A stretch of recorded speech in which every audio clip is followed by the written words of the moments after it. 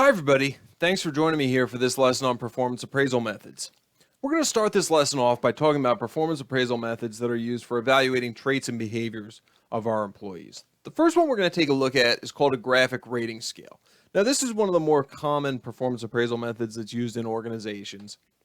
And essentially what this does is we take a list of the abilities or the traits that we're looking to evaluate for our employees. Like over here we have job knowledge, customer relationships, and required skills. And in this case, we're evaluating them as to whether or not they're poor, meet standards, very good, or excellent. And then we have numbers associated with them. We can add up these numbers to have overall scores for our employees. That's one option for a graphic rating scale, but the graphic rating scales don't always have numbers attached to them like this. Sometimes we'll take a look at a graphic rating scale and it'll just have categories such as needs improvement, satisfactory, or outstanding. But the challenge that we have when we use these generic categories, such as those you see on the screen or the ones that we looked at on the last screen, is that they're not contextualized to the skills that we're actually evaluating. So another option that we have here with our graphic rating scale is that we can customize the evaluations for each ability or skill that we are trying to evaluate. So for example, in this case, we've got job knowledge and we say, okay, on the lower end, we have lacks knowledge to do the job. Then we have minimum knowledge required to do the job, has expertise in some areas and has expertise in most areas.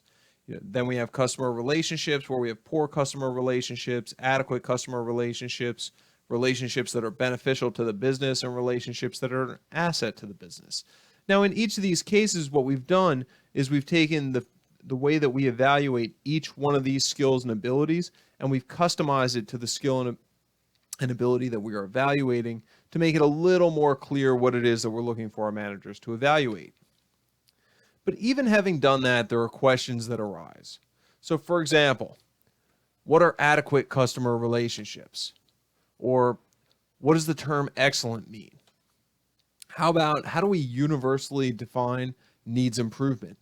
Now the problem here is that different managers who are doing evaluations may answer these questions in different ways. In fact, a person doing an evaluation today may answer this question differently in 3 months. So we have very low reliability when we use graphic rating scales. And what we mean by that is the same employee with the same performance could get 2 different scores if evaluated at 2 different times or by 2 different people.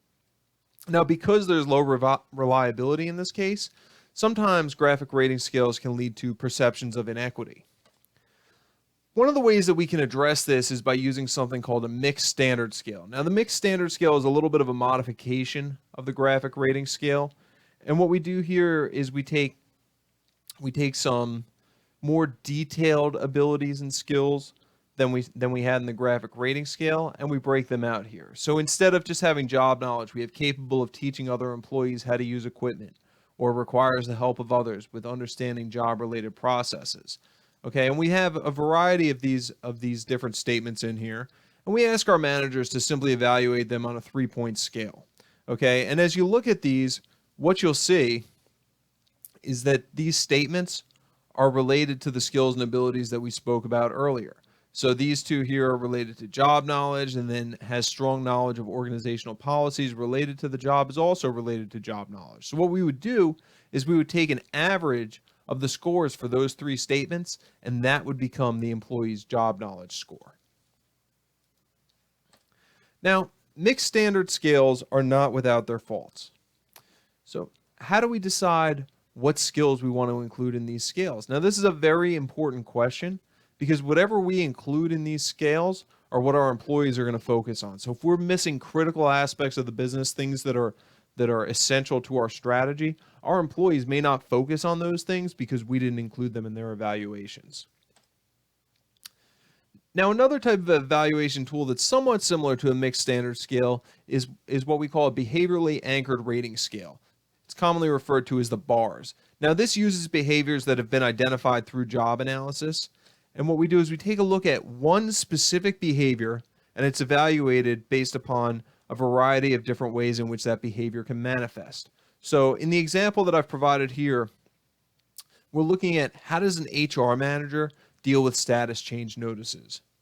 Okay, and in this example, an exceptional HR manager accurately completes and submits status change notices within an hour of request. An excellent HR manager verifies status change notice information with manager before submitting. Somebody who's competent in this area completes the status change notice forms by the end of the day.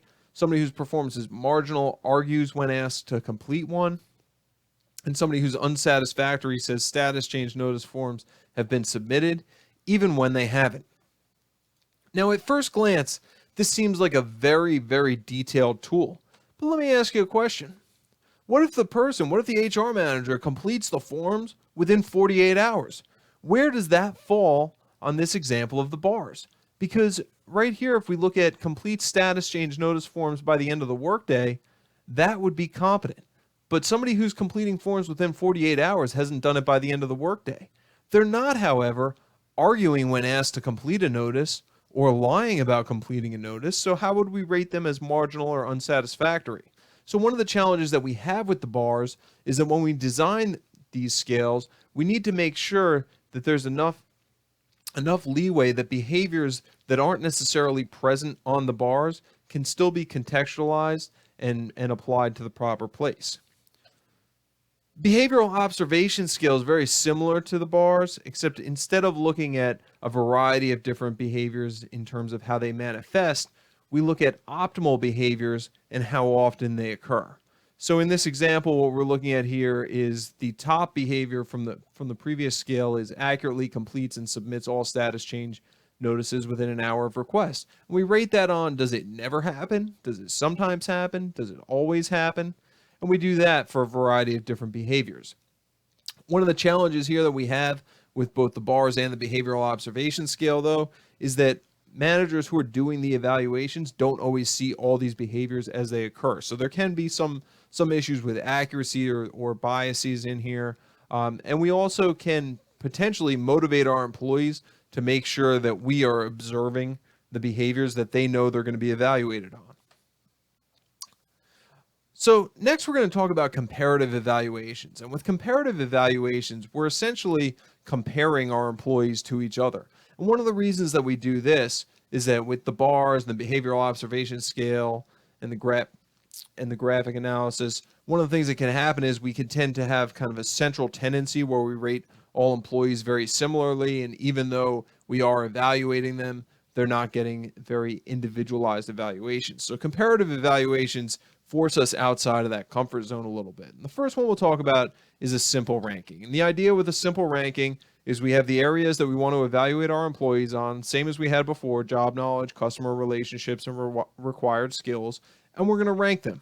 In this case, we have 5 employees. We're going to rank them 1 to 5. So we're going to start with our top employee, and then we're going to rank our second best employee, third best, fourth best, and fifth best, all for job knowledge.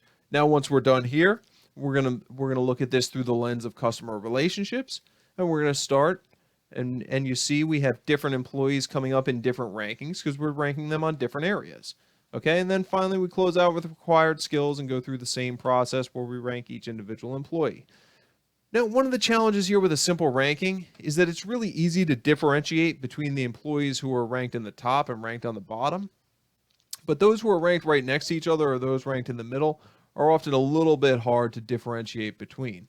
So one of the ways that we can address that is through something called an alternative ranking or alternate ranking.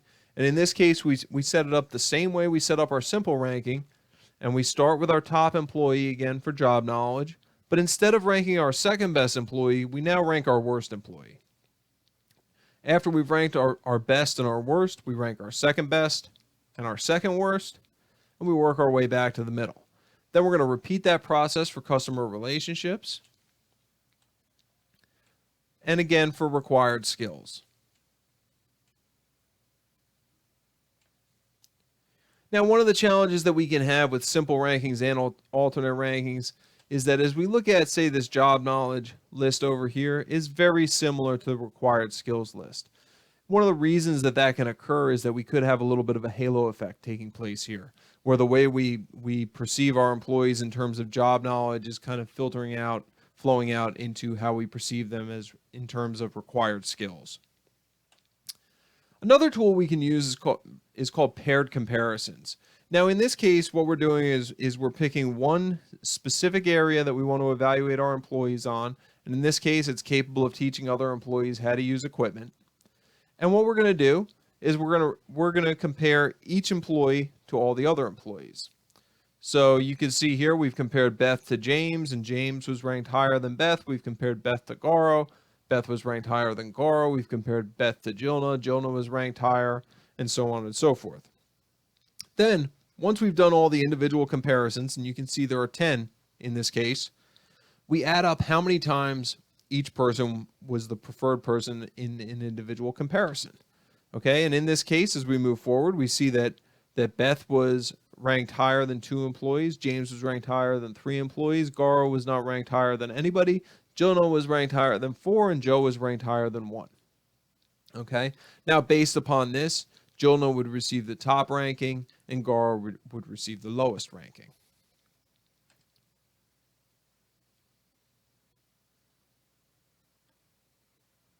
Now, there are a few challenges with paired comparisons, though. Again, we come back to what are the standards for comparison. So how did we determine who was the better person in each of those paired comparisons? A bigger challenge that we can have is that the number of comparisons that we have to make grows exponentially as our teams get larger. So for example, when we had five employees, we only had to do 10 comparisons. If we had 20 employees, we would have to do 190 comparisons. Next, we're going to take a look at other tools that can be used to support our evaluations. And the first one is called an essay method. And with the essay method, what we're basically doing as managers is we're describing our employees' performance in written form, and we're also writing out some recommendations for them to improve their job performance. With the essay method, we have to balance out a couple things. The positives are that we're contextualizing feedback and we're helping to explain where ratings come from. Okay, but on the other side, there's some subjectivity to the essay method, and there's definitely some recency bias as if we don't have detailed notes, we're going to recall relative incidents that are more recent than those that happened earlier in the year. To address this, we can use something called the critical incident method. Now, in the critical incident method, we keep a weekly log of what we call critical incidents, or behaviors that are highly distinct and important to the business. So for example, here we have week 1, Garo came into work on a Saturday to finish a quote for a new customer. Okay, and that would be an example of a positive behavior that would stand out. Then we move to week 2, and we have three different behaviors. We received a complaint about social media. Garo was featured in a positive newspaper article, and he also closed a really big sale. And then we look at week 3, and then there's another social media issue, but Garo made another big account connection, another big sale. So as we look at the critical incident method, there was obviously some very good detail there, but there are some challenges in terms of just having the time to be able to record all that information about our employees. Okay, and then how do you even know what a critical incident is? There's not necessarily a definition for a critical incident in every job. Finally, we're going to talk about a forced choice rating. In forced choice rating, basically what we have is we have our rankings of our employees, and then we have a forced distribution as to how they have to be evaluated. So in this example, we have 12 employee names listed here, and we're going to say 20 to 25% have to be ranked as outstanding. So in this case, Beth, Joe, and Garo were ranked at the top. They will be our outstanding employees. Then we have 10 to 15% have to be ranked as needs improvement. So that's going to be our bottom 2 there, Jean and Lisa. And then everybody else gets ranked as satisfactory. Now, it's very important to remember with forced choice ratings that they work best with comparative evaluations.